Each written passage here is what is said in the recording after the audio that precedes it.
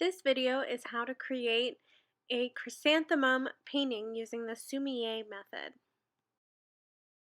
The chrysanthemum is the next skill. The chrysanthemum has values in that you are making dark and light leaves. The chrysanthemum they have a big head, they're large flowers, and they've got a lot of layers of petals. Here's an example of the chrysanthemum flower. Notice the small petals in the middle and getting larger and looser as they go out. And they've got a pretty simple stem and leaf.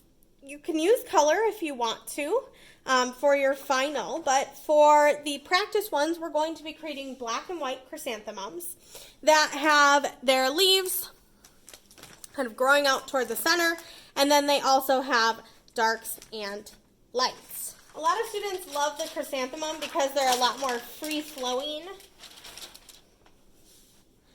And I would say that they are one of the easier ones if you've got a pretty good taper on your brush down. I like to actually start with my light value. And the chrysanthemum has a large head and it has smaller leaves as you go toward the center.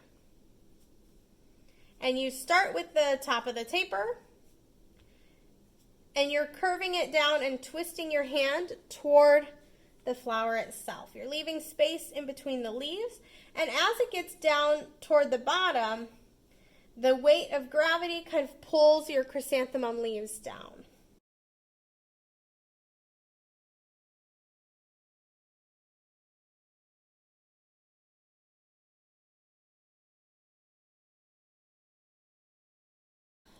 Once your first petals are dry, you're going to go in with your darker petals, and remember to roll off all of the extra ink so it's not super watery.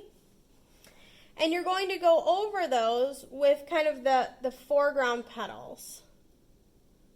This is how you're going to get your values in there.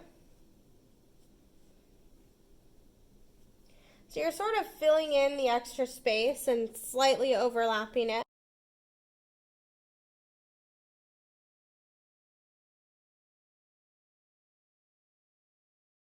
And toward the middle, they get a lot smaller, so the petals get a little bit smaller. And toward the end, they get a little bit bigger. For the stem here, you start tapering, and then you kind of swipe up, and that gives you your stem. If you want to put leaves on it, you can.